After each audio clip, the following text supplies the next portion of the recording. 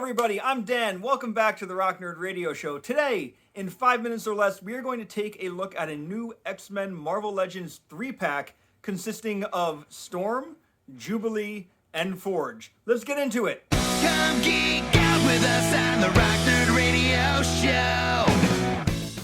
Alright, so let's take a quick look at this box set of X-Men as they are out of the box. Obviously, they don't have any of their additional pieces or accessories on them, but we have Storm, Jubilee, and Forge. Now, it is important to say that for the most part, these figures, for the most part, are pinless.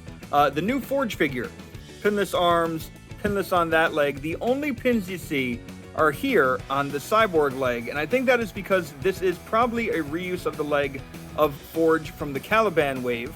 And while I will be keeping that Forge on my shelf with X Factor, it's not the most offensive thing. I'm not one of these people who's going to sit here and pretend to be so outraged that you can see two pegs on the figure. It really is okay.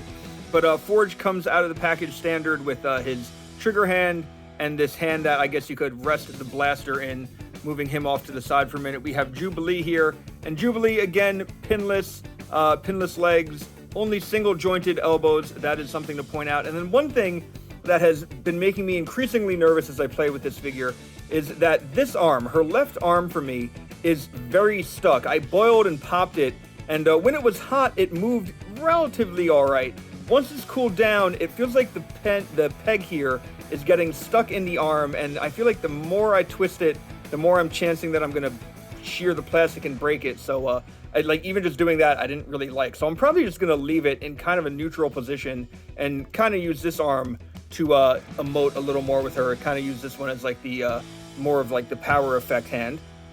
Storm looks very good. She has the double jointed elbows, so that is good to know, but also again pinless and looking really, really cool. Looking at Storm first for her accessories, she does come with two of the lightning bolt hands. I really like this effect. I think they look really neat. I think it's a cool way to do lightning for a character like Storm. She also has two fist hands, which you can use, and they just look fine. I think in being the shortest figure in this box set, Jubilee makes out with the most accessories. She does have these open hands, but she also has two fist hands, so you could interchange them if you want.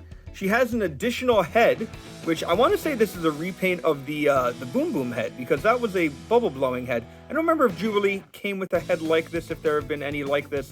Correct me in the comments if you want to. She also has a pair of sunglasses, which fit over this head very nicely. They just, fit over the eyes. Sorry for my hand being in the way. But, there we go. Jubilee's got her shades on. I like that look. And then she also has these two kind of, I don't want to call them flame effects, but power effects. And they fit on her hands nicely. They look really cool, actually. I like how they're a little bit translucent. There's some pinks and purples on there. It looks really, really neat for this character. And finally, we have Forge, and while I was initially excited for this figure, looking at my other Forge figure from the Caliban wave, I think I like that one better. Now, I know it is, costume-specific stuff, but I like the cowboy boots better on Forge. I like, again, that he's pinless, but for some reason, I just like the look, some of the details on that figure a little more than on this one. But Forge does come with this nice big blaster. We've seen this used many, many, many times. I feel like this first came with AIM agents or Hydra agents. And Forge also has two fists as well. So if you don't want him to have open hands, he can have some fists. He can throw some punches down. All right, now full disclosure, I love the X-Men, and I love buying Marvel Legends influenced X-Men characters. The problem with this box set, while I like it, I can see how it's not for everybody. First off, in order to complete this team, you're going to need to buy a second box set with Gambit, Psylocke, and Rogue, and the latest Wolverine that has come out, so they all fit in kind of well together. This is a very specific era of X-Men. I can see how it might not be everybody's kind of cup of tea or favorite thing. So honestly, while I dig it, and I like that we're going to have a complete team soon, I can see how other people kind of might be turned off by it. I do have to say, no one in this box set out of Storm, Forge, and Jubilee is really a standout for me.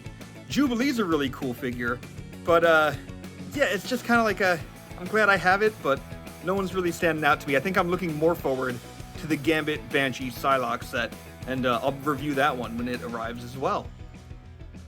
So there we have it, that new X-Men Marvel Legends 3-pack, fully reviewed. I hope you enjoyed it. Let me know what you think. Leave a comment below, like, subscribe, do whatever.